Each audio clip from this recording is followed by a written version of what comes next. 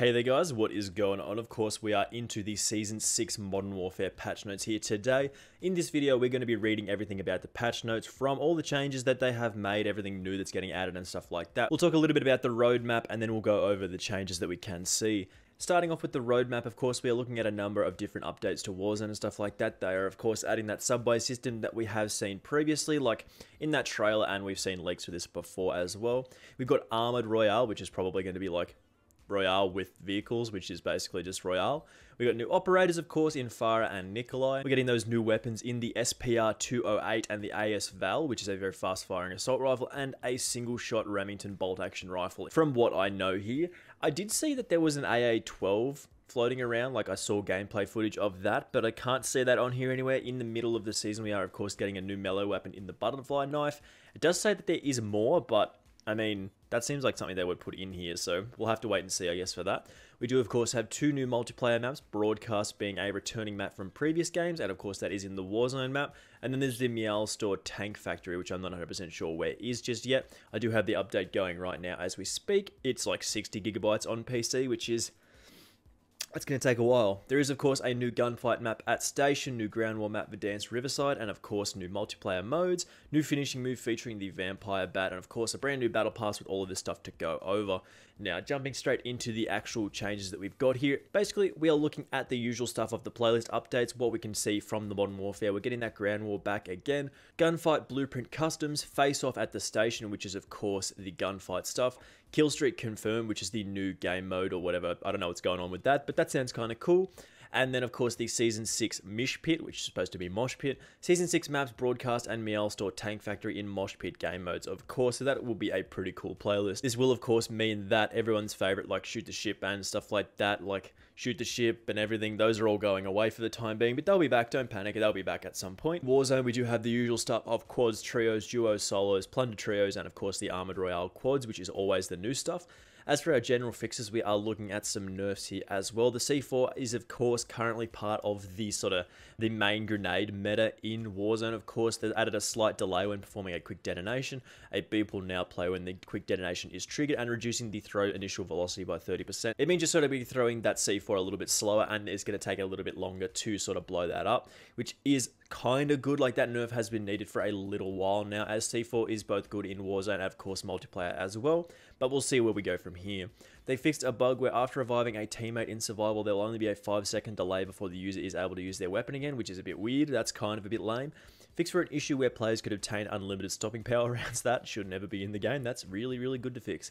Fix for an issue where the defending player had a long respawn timer after the HQ was taken back and all players were dead while in a headquarters match. That actually happened to me previously. I noticed that was a bit weird. I'm glad that's been fixed. Fix for an issue where it was possible to put a Molotov or a grenade into a planted bomb, causing it to kill the defusing player. I saw that other day, like, I saw that on Reddit, somebody was chucking, like, Molotovs and stuff into the bomb, and when somebody did touch it, it just exploded and killed them. It was hilarious. I love that kind of stuff, so that getting fixed is pretty funny. As for our weapons, we don't have an awful lot of weapon balancing, no more than we would like to see normally. Like, there's been broken stuff in this game for a very long time, but apparently they're kind of happy with it. We've got fixed for two issues where the player's watch and or heartbeat sensor would not be entirely visible when using the chainsaw attachment on the fin. We have a fix for a bug where explosive and thermite rounds do not function as intended on a specific variance of, I'm guessing, the Rytec AMR. There's a fix for an issue where the muzzle select screen for the Fin LMG was hard to view. Fix for an issue where the player's left hand would probably not grip the 23-inch Romanian barrel when it is gripped on the AK. I have seen that previously and it did make for kinda goofy moments. Fix for a bug where the prone hipfire view model positioning was not appearing as intended. Fair enough, you gotta get rid of those kind of things. It's pretty simple stuff to get rid of, but they always have to get rid of them.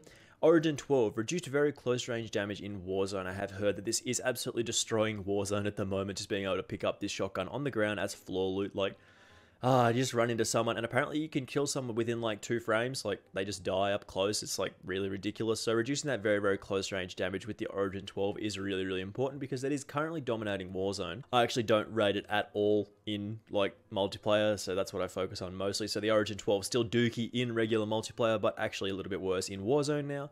The shotguns have all the increased damage to the slugs in Warzone. That's kind of nice to see a little bit of an increase to those slugs because they are sort of lacking behind some of the other options in the game. We have some changes to the chainsaw attachment on the Fin LMG. Added a description in Gunsmith noting that the attachment does not allow for weapon mounting. I didn't notice that, but whatever.